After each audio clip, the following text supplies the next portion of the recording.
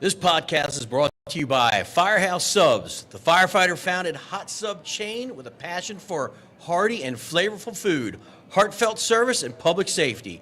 Ready for your next mission? Firehouse Sub is offering firefighters the opportunity to continue serving after service, now as a restaurant owner. Learn more at www.firehousesubsfranchising.com.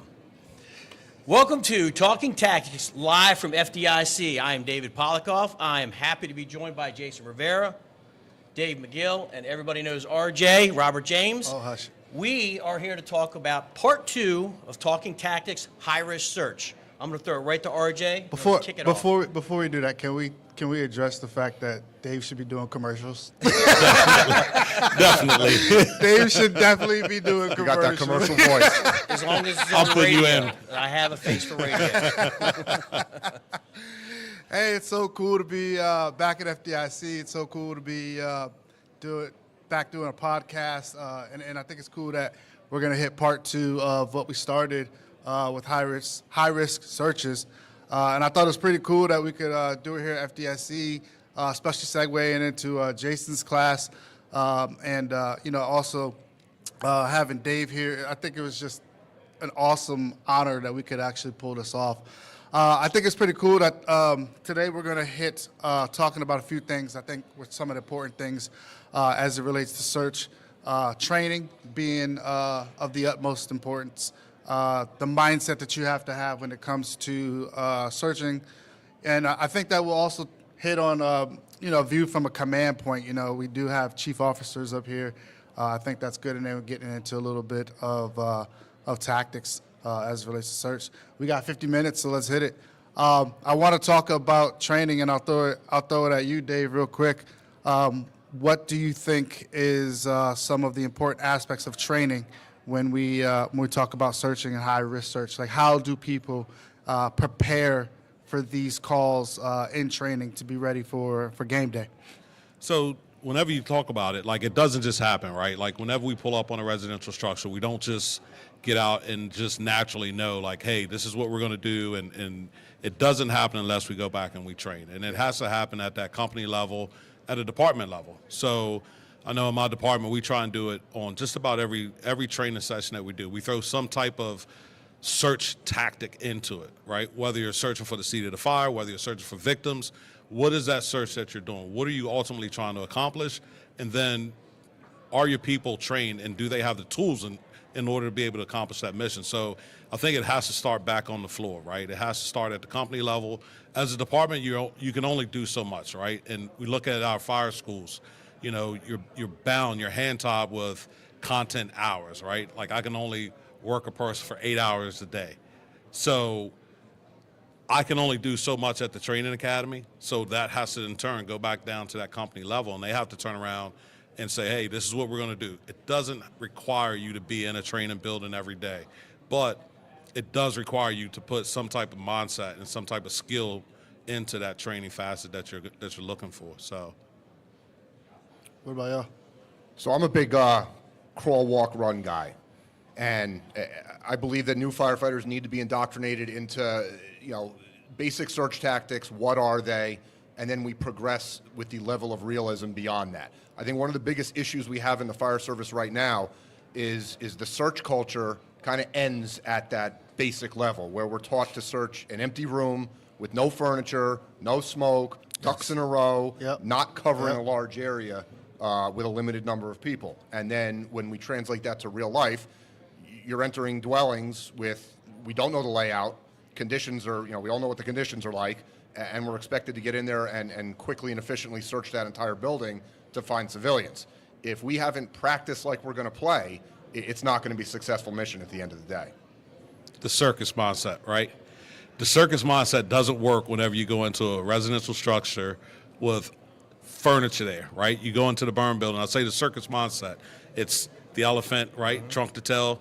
Or someone sitting there holding on to my ankle, and like in fire school, right? You had to hold on to that. Yeah. Oh, we got to make contact with the person. Well, no, guess what? You got all these tools spread out. Like, you can search a room so much faster if people just spread out, right? But the circus is over, right? Like, let's stop. It's furniture in there, and it's going to look like a circus because now everybody's tripping over, and we become, little clumsy mutts at that point in time. One of the things that we talked about with the high risk search, and I'll be the first to admit it, we talked about it last month. The vent enter isolate search. I would always say, well, that's once, maybe twice a career. But as we've progressed forward, as these fires are burning quicker, as we're putting more people through the front door, and even Mike Champo said it today at the opening ceremony. If you're going through the front door, trying to get past the engine company to go search these upper levels, you're going to be playing catch up, and you're probably going to be finding, not survivors as opposed to finding viable victims. So this high rescue search of getting on ladders, getting into the room, isolating, and doing that search. And like you said, Dave, you cannot be holding on to each person's boot and expect to search the perimeter of the room and totally miss the end or the middle of the room. And then to your point, Jason, and this is something that RJ and I have harped on, if you are training for search and rescue, and you're searching an empty room, you are doing your people a disservice. You have to make it real life. You have to be able to trip over couches and chairs and clutter if it's on the floor. And then we talked about it last month, the vent enter search we did in Frederick, that you guys outfitted this particular room with more toys than I'd ever seen on any of my kids' rooms. Yeah. That made it real life.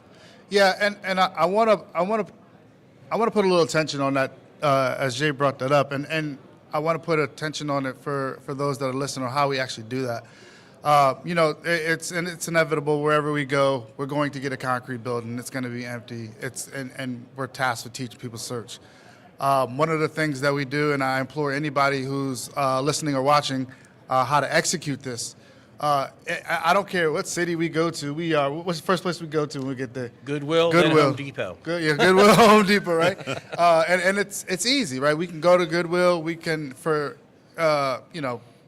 dollars to pennies, go get truckloads full of stuff that we can outfit a structure to give people a realistic look at search. And I tell you, at our training academy in Frederick, we have bins in our apartments. We fill them with toys, and we go in there. We take the bins, and we can dump all the toys on the floor.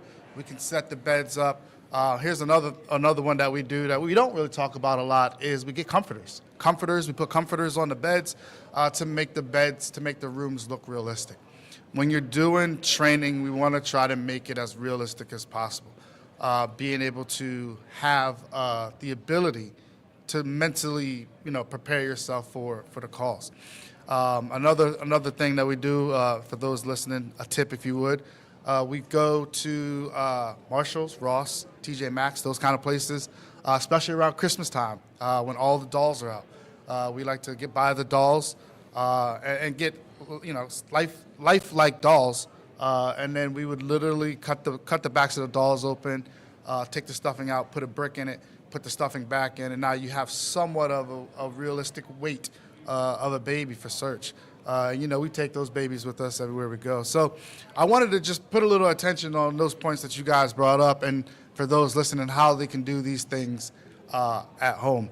And I think it's a pretty good transition actually to or segue from talking about training into the mindset that we have to have. I think training goes hand in hand with mindset. If we have a good mindset, transitioning to training and training back to the fire ground, I think that's how it should be. So let's talk about the mindset. And I know, Jason, this is one of your big things that you like to talk about, and you're actually doing a class here at FDIC talking about the mindset. So let's get into the mindset a little bit about search. All right, so the program I'm teaching here at FDIC is the Rescue Company Firefighter, and essentially it is broken into 3 parts. First part of the class is discussing the mindset, what I'm going to get into now. Once we get through that mindset part, which mindset consists of your attitude, your experience, how you come into work every day, how you respond to calls every day, where your head's at, etc. Once we get through the whole mindset part, then we're going to get into some tactics. We get into conducting the primary search, the variety of options. I don't try and sell people on one over the other. I just kind of put it all out there, give the positives and negatives to each, although I am a big fan of window-initiated searches, or VES. We talk about a lot of the pluses and minuses because there are many departments out there that's not really a thing for them. Maybe it's something they should look at. And then the last part of the program is we get into down firefighter removal. Different options we have, a lot of the old school ways we have taught this historically. There are better ways out there. There's equipment out there that can help us, and there is removal techniques we teach without any equipment that just seem to work a lot better to reduce that time to get that brother or sister out of the house. But in terms of the mindset, so I don't believe that you should graduate basic firefighter or firefighter 1 training and be thrust into conducting a primary search by yourself, your first day in the firehouse. It's something we need to work up to. We're operating without the protection of a hose line. We're near or above the fire. And we're in, like I said earlier, buildings that we've never been in before with limited to no visibility. So the possibility of getting turned around, lost, disoriented, et cetera, is pretty high. Primary search and down firefighter removal are two of the most dangerous things that we do. So we should have some level of comfort with operating in a smoke-filled, heat-filled environment. But all of that can kind of be brought back to, how we carry ourselves in and around the firehouse on a daily basis. For truck companies that search, for rescue companies that search, it really doesn't matter what app. You could be on an ambulance. If your job is to conduct that primary search on arrival, you need to have your head in the right place, meaning coming to work every day, ready to work, being a go-getter, being aggressive, consistently and constantly learning. When we get to come to these conferences like FDIC, we're preaching to the choir, more or less, because most of these people here are either here on their own dime or here on their own time, and they're the go-getters. The problem is, many others don't have that same mindset. There are some things we can't overcome. People who are just downright lazy, people who can't pick up certain mechanical aptitude type skills. They may be better suited. There's a place in the fire service for everybody. But maybe conducting that primary search without the protection of a hose line, and maybe even on a solo search, it might not be for them. Right. So having that proper mindset, in that class we get pretty deep into it, and I tie it all kind of into a real life circumstance that I experienced about a year ago. We had a pretty significant fire in a dwelling that was under construction. Middle of the day, daytime fire. I work with a group of guys that are phenomenal. Into the job, experienced go-getters, constantly learning. One guy kind of got separated from the crew. It was a wind-driven fire. It took off. He ended up sustaining 2nd and 3rd degree burns. But because of his experience level, he was able to get himself out of that jam. And, he missed a couple weeks, couple months of work, and he was back at it. You take a person who, hey, this is their first fire, it could have been a completely different circumstance. So having that proper mindset on how you guys feel about it, but we got to be, we want the go-getters being the ones doing those searches. I agree. I just want to tack on with that whole mindset. Everything you said, 100%. We just had a fire in Frederick I'll talk a little bit about. You go to work, when you get dispatched for a fire, you have to be in the mindset that you are going to rescue somebody, which means you're going in at 100%. You don't just say, oh, it's a vacant structure, there's not going to be anybody there. Somebody can be in any building at any time, and I'll transition into the call that we just had a few weeks ago. This was an outbuilding, like an old barn, and in a rural area. We pulled up, the first 2 units on the scene was a truck and a rescue squad, and then I pulled in behind them, and the entire building was well involved. And we were told that there might be somebody in there. You would have never thought, if we weren't told that there would be somebody in there. And we had to get a handle on this fire, get it knocked back enough that those crews could go inside, and they made a grab. That person was in there, and you would look at it, and this was a 30 by 60 tool shed, but somebody was living in there. So the mindset is that if you get dispatched for a fire, your mindset should be that you're going to rescue somebody. And those buildings are occupied until we say they're not. So. Yeah, I'll tag on that with the mindset thing. Sometimes, and we talk about this in our Search Essentials class, that sometimes you can fall into a complacent zone. When you go to box alarms every day and you always go there with the thought process that it's going to be a working fire, it's going to be somebody trapped, and every time you get to the box, it's not a working fire. There's nobody trapped. It's not. You get that over and over and over again. You can fall into a bad cycle. And I tell people this all the time. You have to force yourself to not be complacent. And that is a mindset. I had a situation, the fire we had in the auto body shop. We had a fire in the auto body shop. It was midnight. We all know the shop closes at 5 p.m. Most of the time they hang around for another hour or two after the shop closes. But it's midnight. And we went in and, we had a good fire in the office part of the shop. But never once did we think that there would be an apartment within the auto body shop. And I'll be honest with you, I missed that. I missed out myself. And that was a gut check for me. Luckily, nobody was in that apartment. But that was a gut check for me that just because people, or just because we don't live like that, doesn't mean that people don't live like that. And again, it's very easy to fall into a complacent zone. And I implore everybody listening, watching, make sure that when you feel like you're getting in that zone where you're starting to get complacent, you're starting to half-ass the search, you're not fully running your hands across the bed, you get to the point where you take a tool and you poke the bed, you're starting to fall into a complacent zone and a complacent mindset. And you need to bring yourself out of that and remind yourself that there's a reason why we're here, there's a reason why we're tasked with this task, and I need to carry it out all the way. I mean, what's your thoughts, Dave? We've been friends for years. We share the same mind. But we go back. Here's my number one takeaway from this whole mindset, right? High risk, low frequency. High risk, low frequency is always going to breed a level of complacency. So in order for us to change that mindset, we've got to get out of the complacent factor, right? Let's face it, today's fire service, depending on where you are, we're not going to fires every day. Right. We run a lot of box alarms, but it smells and bells, right? So what is that doing? That's adding into that bad mindset, that bad culture of, I've seen some departments, they go out and they're like, oh yeah, we go to this building all the time, and they're not dropping hose in the street. They're not doing it, they're not throwing ladders. Well, you're like, well, it was just an AFA. But that mindset has to be, we're going to operate, we're going to go through the motions every call like it was the real call until we clear it, right? So high frequency has got to be the mindset and the mode that we operate in. Like, it's got to be there. No matter if it's an AFA at 1 o'clock in the afternoon, or if it's that residential structure fire that comes out, or apartment building that comes out at 3 o'clock in the morning. Everybody is now saying, oh yeah, our mindset's going to change then, but it's not changing at 1 o'clock in the afternoon, right?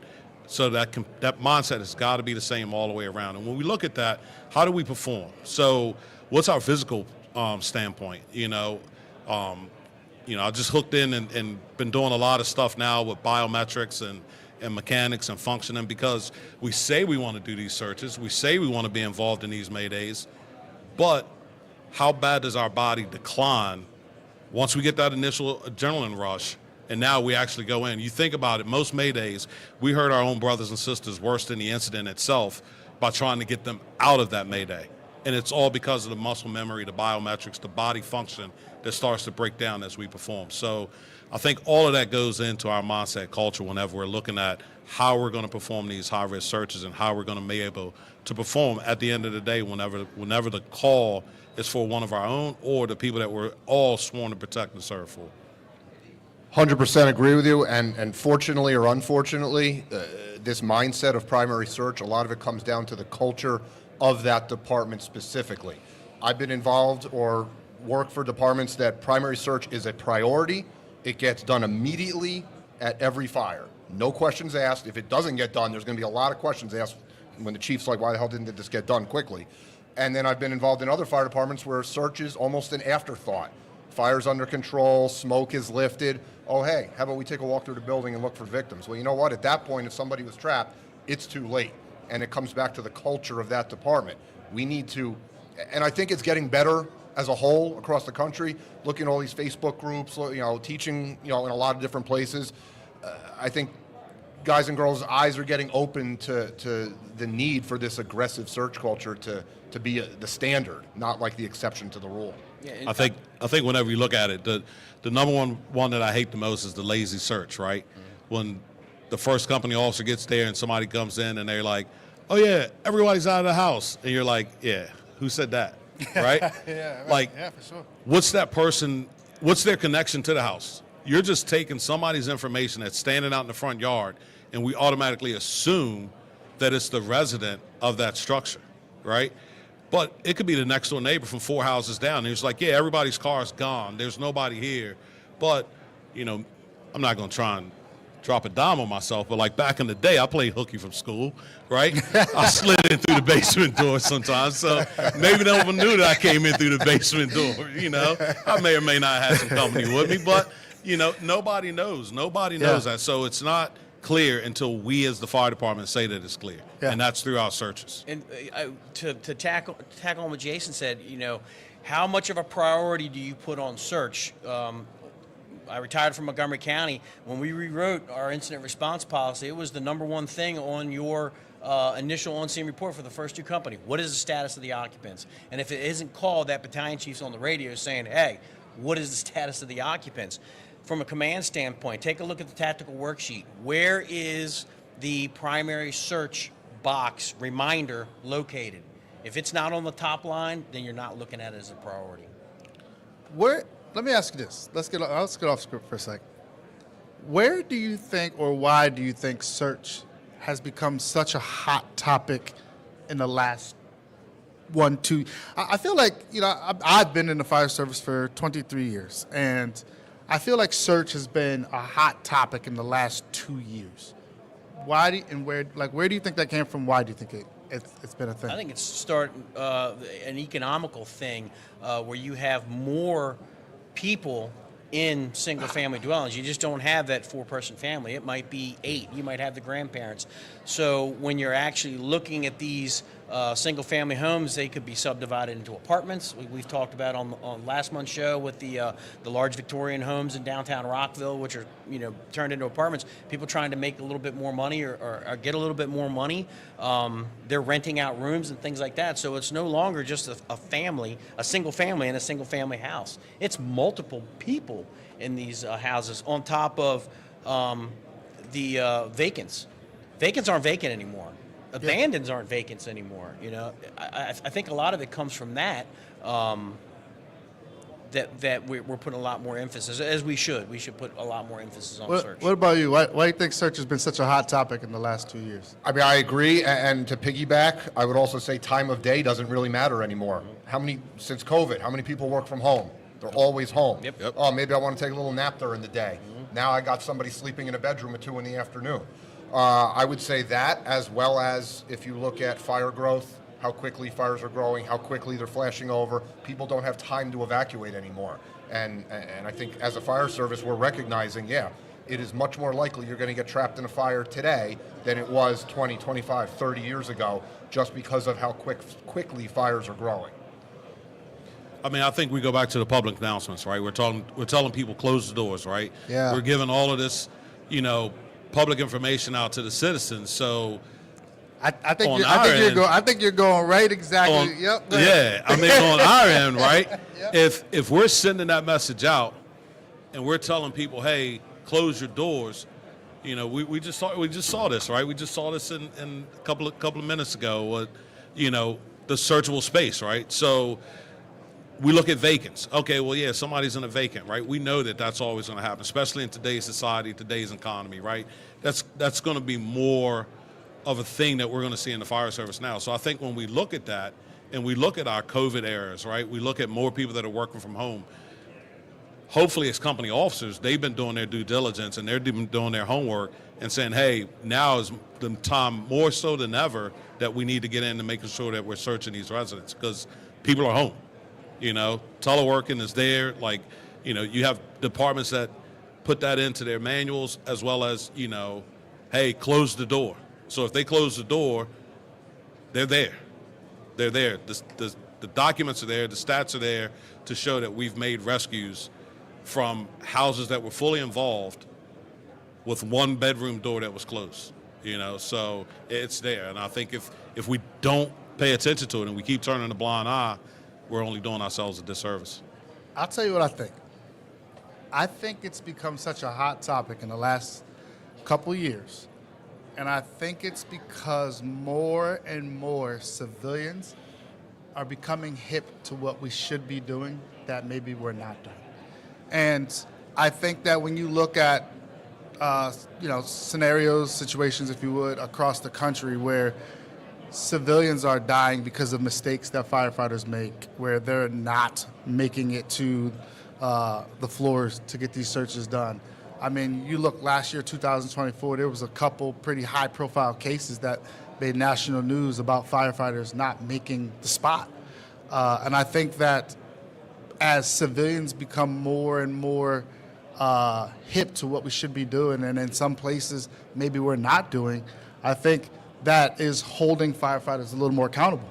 And with that, I think that it's become such a hot topic now because we, as all of us, fire service leaders, instructors, want to start pushing it to make sure other people understand what we should be doing, where we should be at, and what we should be willing to risk to save a life. That was just a thought that came in my head, and I wanted to get you guys' take on it as to why you think it's been such a hot topic in the last couple of years. I think social media plays a part in that also. Oh, yeah. Because why are these civilians becoming hip to what's going on? They see it on social media. 30 years ago, you didn't know. If I lived in Connecticut, I don't know what's going on in Florida. Yeah. I didn't, Yeah. and on the flip side, you got these Facebook groups like Search Culture and all these that are documenting and putting out there all these grabs that are being made across the country. When I started in the fire service in the mid 90s, I didn't know what the heck was going outside of my couple towns around me. I had no idea what was going on. That now there's grabs being made all over the country. You say, oh, wait a minute, maybe we do need to start doing some aggressive searches. And to tack on what you said earlier, now these fires are advancing so quickly. We're telling people, close before you doze. So now they're trapped in their rooms because they can't get out into the common hallway because the fire is taking control. So we find these searchable spaces, which is why the 360 is so important. Like we said, we were just sitting in a gentleman's class, and he's like, would you say that this house is well involved, defensive operation? Well, it depends. Yeah. I got to get a 360 to find out what's going on in the back. There may be a searchable space that I can get into that window real quick and knock it out, so I can at least say I gave it my best shot. So. All right, so I think it's important that we talk about searching from a command standpoint, and I want to hear you guys take Dave, the two Daves, as command officers, what you guys expect out of us firefighters as it relates to search, and some of the things that you are thinking about. I know it's got to be hard as a command officer to be kind of removed from being hands-on, but putting trust into the guys and girls that are doing these tasks of searching. But I would like to hear from you guys from a command standpoint, some of the things that you guys look for, some of the things you guys expect, and some of the things that you guys need from us firefighters industry. We'll kick it over to you, Dave, to start. One of the things that we talk about in our command workshop is I front my expectations. When I was a battalion chief, I would front my expectations to my company officers, and search was a big part of that. And when a chief officer, when you arrive on the scene and you take that command, that initial command, and I break my fire ground down really quick into groups and divisions. I try to decentralize what I'm doing, making sure that I'm giving the pieces out to the units that are there. So if I make you Division 1, I've already front-loaded that you're responsible for RECOVS. That's the acronym that we most use in the fire service, and the R is for rescue. So I know that my captains and lieutenants know what the priorities are. So when I call back and say, give me an LCAN, rescue is part of that. Search is part of that. Even if I assign a group to be the search group, they understand that rescue is a big part of it. And like I said earlier, in Montgomery County, when we wrote the policy, it was important to know what the status of the occupants are. We rewrote our structural firefighting policy in Frederick, and that was put in there as well, is the status of the occupants. We put a high emphasis on that. So the expectation is that I need to know what's going on inside that building as from a search component. And it's gotten to the point now where I don't even have to ask what was the results of the primary. They're already giving me that information before I ever ask for it. So I know that it's going. My expectations are being pushed out and they're being followed. So I'll kick it over to you, Dave. So I think a lot of it, whenever you look at it, when guys show up, as a command officer, it is the most frustrating thing to sit out front and just wait, right? So you're sitting back there and you start playing this playbook in your own head. Like, if I was riding the right front seat, I would be doing this, I would be doing that, right? So now you have to kind of take that back and trust those guys that you have. So I think a lot of it, from my standpoint as a command officer, is trusting the people that we have there on the rigs, right? Knowing who's coming and knowing that this person is going to give you that return. And if they're not, what did we do in training? You know, the fire ground is not the time to sit back here and expect us to fix every flaw that we have in the fire service or on that call. But from an incident command standpoint, you want that first due special service to get in there. Like, without talking, they should automatically know. You know, kind of like where I come from, it's second nature. Like, you know, I was fortunate to come up in a good fire department. I've been fortunate to be a part of a fire company now that is very good in tradition as far as getting on the fire ground and being able to perform, getting the job done without anyone being prompted to do that. And then getting that return back to the incident commander. Hey, primaries on the first floor are done. Primaries throughout the structure are done, right? And then the next, if you're there doing that secondary, okay, hey, secondary's done. So I think from an incident command standpoint, what we're looking for is we're looking for people to show up ready to work, knowing what your building construction is. Not worrying about, like, you know, well, if I do this, is the incident commander going to say this about me? Or am I going to be, you know, once this call is over, are we going to bring people to the tailboard? Like, we have to have those tailboard critiques once that incident's over to say, hey, what we're doing, did we accomplish that mission? And if it wasn't, hey, this is where we need to be going on the next run. Or starting in the firehouse, hey, I need to make sure that you guys understand this is our role. This is our responsibility whenever we pull up as that rescue squad or as that truck company, and we're there to perform that search. So I think it all starts back into the firehouse and back at the company level with the expectations and what we're given as chief officers to those crews that we're expecting to show up on the fire ground and be ready to work and be confident that that information that they're giving back to us is really accurate. And it all comes down to do your job. That's it. Yeah, so I'll tell you this, and we usually talk about this when we do, you know, the command class, Dave's command class, and Sam, when they're usually talking about the expectations from the chief level, and I like to throw in the aspect of it from a line officer, a regular fireman, if you would, a lieutenant on the floor. Some things that I think are helpful in the process to the command officers. One of the things I like to tell other line officers, and maybe I'm giving a secret out here in front of the command guys, but the more you talk to them, the less they talk to me. To you. 100%. Feed me I won't information. call you if you talk to me. You feed me information, I will leave you I alone. just talk As long to as you're you not lying to me. and give you some stuff that'll allow you to leave me alone for a little bit. And I think that as a command officer, it's reassuring to hear that, hey, the primary is complete on the first floor. It's negative. I'm going to be moving to the second. I think when you're feeding them information, good information, I think for them as a command officer, it's, all right, we know that got done. We know RJ's crew took care of that. I can check that off. They gave me some more information. They're moving up to the second floor. I know where they're at. I think the more that you feed, as line officers, I think the more that you feed to the command officers, the less, because it never fails, right? A command officer is going to call you when you're in the middle of doing something, your hands are full, or you're trying to navigate a person or personnel into something or doing something. It never fails that they're going to call you when you are busy. And you don't want to be the guy to tell them, wait a second, because they'll probably pull you aside when you get outside. Hey, RJ, you remember when you gave me that return? Like, that return wasn't really accurate, right?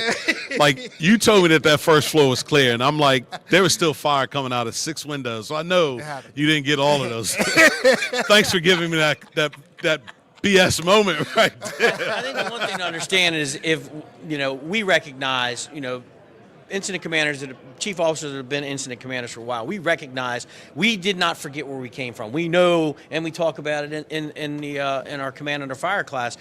line officers have a lot of things they're responsible for. It's not like it was 30, 40 years ago. So we know you're busy. So if I call you and say, hey, can you give me an update on the search? And you say, stand by, we're still doing whatever. I know you're going to get back to me. I trust you, and I know you're going to get back to me. I'm not going to get mad, unless you cuss me out on the radio or something like that. But that's, I know to leave you alone. You're getting your job done.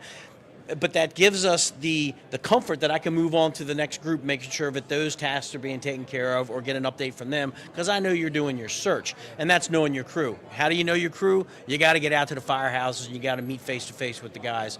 RJ knows this. I like going out and talking to the guys. You just got to make sure that you cut me off so I don't stay all day. Too long. Don't stay too long. You got to get out, Dave. And I think some of it is whenever you turn around and you look back at it, and, I had a call where this lady came up, she tapped on the window, and she's like, such and such was in this house. And I look at the person that was in the buggy with me, and I said, what do we get on the search? And they said, oh, it was all clear. And I'm like, why don't you ask them again? And that, as soon as we said it, we're like, command in, truck one, whatever. Give me the status on the search. And they fired back right away, and they were like, we're clear. And I'm like, I'm telling you this. You sure about that? Yeah. Yeah. And you try not to pull people out, right? Because everybody's got their fire radio scanners on, and you're like, I'm telling you this from a company, from a command point to a company officer. Like, if the incident commander asks you that question 2 or 3 times, we're getting some type of intel from out on the field, from outside of the structure that's saying, hey, what you're telling me isn't necessarily matching what a report that we're getting. I'm not calling you a liar. I'm just saying I don't believe what you're telling me. Yeah. So why don't you give me a very fast secondary search? And on that call, the person, the lady that came over, she was spot on, right? How did we miss this search? The guy was in the front. It was an apartment building. He was right at the front door laying on the couch. The only way they found him, we're in the overhaul phase. The only way they found him was that a person was going to leave out, and their SCBA got caught on his hand. And, once they reached down to remove the mask, they realized, oh, crap, hey, let's talk about this. This is that tailboard critique moment. How do we, when I ask you 3 times, I'm telling you this because I know that somebody's in there, right? And how do we get past this? What's a command pet peeve? What's a pet peeve of you guys'? Well, I think Dave just hit it right there. Don't just do hasty stuff just so I don't talk to you no more. We've got jobs to do, so do your job fully and completely, and then give me back factual information. And lazy. You're not moving with a purpose into the structure. The building is on fire. I'm not saying you have to run, but I'm saying that you have to get somewhere with a purpose. And when I see people just kind of standing around in the yard and there's things that need to happen, yeah, it just kind of gives me a little bit of an eye twitch. I think it goes back to what we said earlier. It's just do your job, right? Come on the fire ground and do your job. Don't come in with this complacent mindset or, I see guys get off the rig and they're walking up the street, and I'm like, this is going to take very long. If this is the pace that we're moving, we're not giving anybody a chance to win in this whole fight. So, and I think that's what it's about, is do your job, give people that opportunity that we're there to do, right? We're there. Everybody took that oath, whether you're a career volunteer, you took that oath to go in and do your job when the bell rings. So I think that's my biggest thing, is do your job. And even if you're assigned to the rapid intervention crew, this is the one thing that really sets me off, is when they're not prepared to go in and rescue a brother or sister. They're pissed because they don't get a chance to go in. Not everybody can be on the line that goes in and puts the fire out, but the rapid intervention crew is every bit as important, especially with the way fires go nowadays. If I need to call you to get you in, those guys don't have time for you to get your face piece on, get your gloves, get your Nomex, your helmet. They want you to click in, and they want you to be inside right away. And those are the little things that kind of set me off when you're not ready to do your job. Nobody wants to be the rapid intervention company, but when you need it, it's necessary. So I got 2 things to add from a command standpoint. So obviously I have limited command experience. I was a volunteer chief years ago, but not often have I been the guy standing outside. The 2 things, though, because I've been involved in many different fire departments that operate differently, 2 things that really help with the efficiency of the search, also from a command standpoint, is having pre-arrival assignments. Kind of like you were saying, Dave, first do special service, this is your job. Yep. I've been in departments that have that, and I've been in departments that don't have that. Knowing what your job is based on your order of arrival takes all the questions off the table of what do I do when I get there. Yeah. In addition to that, to take it even a step further, is having riding assignments with specific tools and what you do based on what seat you're sitting in. Again, ends that conversation en route to the fire of, oh, hey, boss, what do you need me to do? Well, you're sitting in the iron seat, so I need you to do a primary, whatever. It takes a lot of the questions off the table, and it just helps the company operate more efficiently. From a command standpoint, like we kind of joke around at work, our battalion chiefs and deputy chiefs, I'm not going to say their job's easy, but we are a very SOG-driven department where, based on your order of arrival, it's like reading off a script. You do what you're supposed to do, you do your job, like you said, and usually things go better for us. Yeah, and I think I can add to anybody listening or watching, all four of us up here have career and volunteer experience with that. We all have volunteer experience where our volunteer companies, it doesn't matter that you're a volunteer, still have predetermined assignments. And I know a lot of times that could be a thing some volunteer companies are afraid of because you have responses from home. You're not sure who you have, who's coming, who's going to be participating in the call. But one of my biggest things is when you have people arriving, when you put your butt in a seat, that seat is responsible for X, Y, Z tasks. So I just wanted to tag on to that because I think we all believe in that. And I think sometimes people don't think that you can do that because you're a volunteer corporation. But again, we all volunteer and corporations that have that as well. So I just implemented it in my standard home response 600 call a year volunteer department, the town I live in. We've implemented it within the last year. Obviously got a little bit of pushback because it's a change of the way we operate, and firemen don't like change. Or the way things are. Or the way things are. Just like to complain. But now that we've been doing it for about a year, I think everybody sees that. You know what? This is beneficial. It goes back, we call it duties by positions, and whether it's on your status board, here's your riding assignments, and it really plays into the volunteer organization. You might have during the day, you might have your day crew or your duty crew, and you assign the people on the engine of the truck. But at 3 o'clock in the morning on home response, you might not have that A team that rides that truck, and that truck is what's due.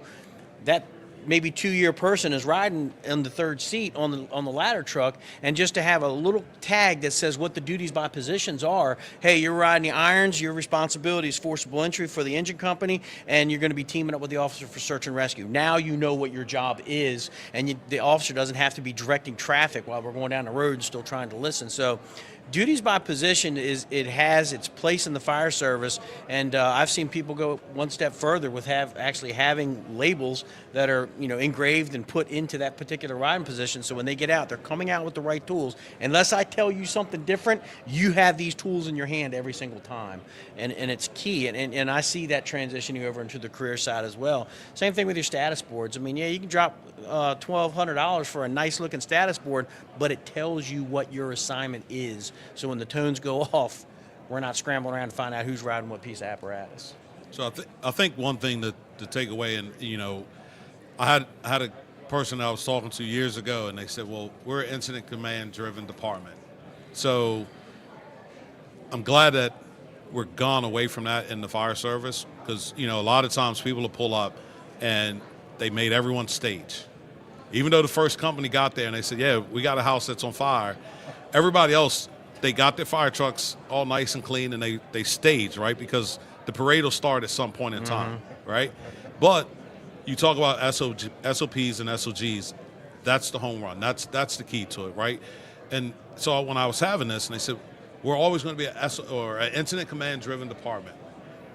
So the very next slot, I put the same thing. The department should consider SOPs and SOGs. And they said, well, if that's in there one more time, you can just stop, right? So I was like, all right, well, I guess this is my key to lead the room. But once you switch to that, it makes your job as the incident commander a whole lot easier. Because if a truck is there or a rescue squad is there, let them do what they're designed to do. Last thing I need is a truck company with a hand line in their hand and ventilation isn't taking place, or the search isn't getting done. So let the companies do what they arrived to do. If they're on an engine company, let them do engine work. If they're on a truck company, let them do truck work. Guess what? If you need more truck people to do truck work, call for more trucks. You know, don't supplement it with an engine company to do truck work. So that's just my That irritates me with the incident command driven call. I run with jurisdictions where, you know, the first two engines, they do this, but everybody else has to stand by so the incident commander can dole out assignments. Yeah. Well, that's crap. Yeah. You know, we're firemen, and this is what we do. We have jobs to do. What if that incident commander is coming from a little further away? You know, the incident commander should not be dictating what if you're getting down into that granular level, then there's a trust issue in the fire service. You don't trust your people to do their job, and you need to fix that. The incident commander can't be the guy that says, all right, third due engine company, I want you to do this, and the fourth due, I want you to do this, and then the truck, when you get here, I want you to do this. You don't. It's too much talking on the radio. Put your SOPs out there. Here's what I want you to do. If you have to deviate from the SOP, guess what? We're going to allow you to do that. The only thing you got to do is tell us on the radio. Communicate. That's it. The worst thing to hear is engine so-and-so to command, we're approaching, what do you need? Yeah, give me an assignment. It's like, Yeah. Requesting a sound.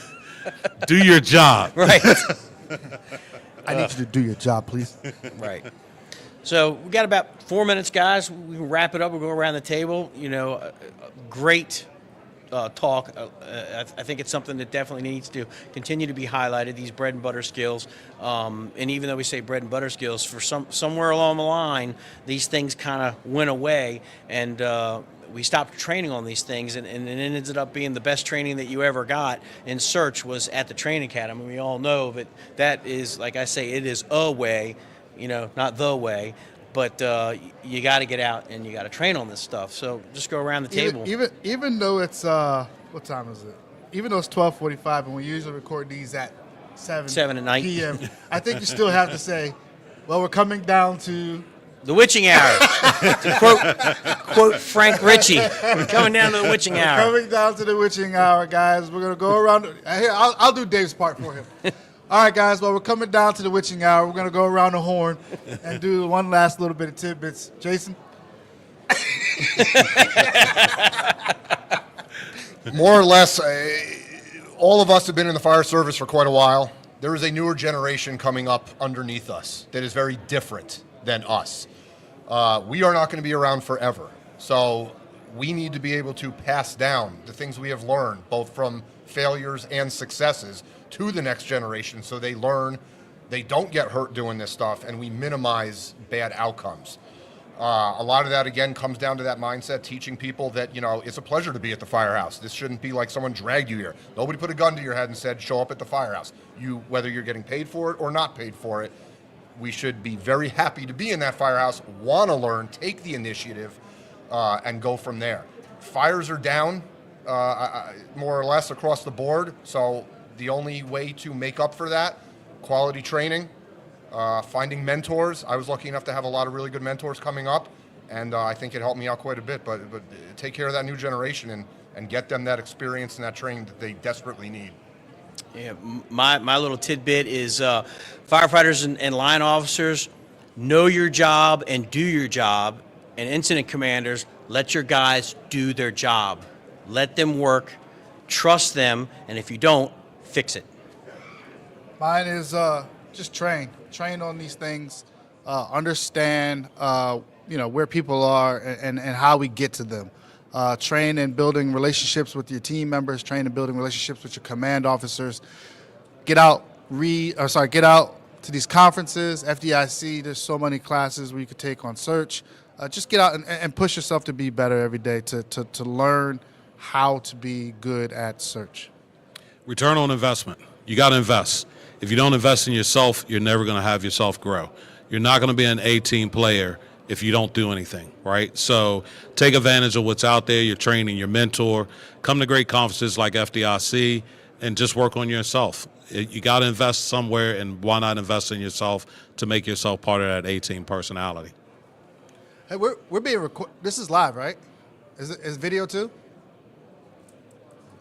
Come here. Come here.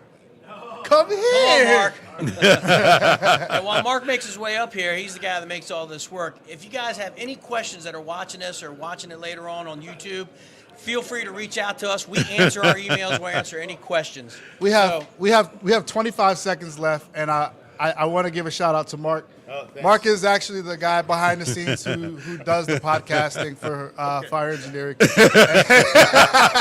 edits the crap out of this stuff. So we And he takes really good care of us. But I wanted to give a quick shout out to Mark for taking Mark's care the of man. us. Mark is the man. and Rogue Monkey.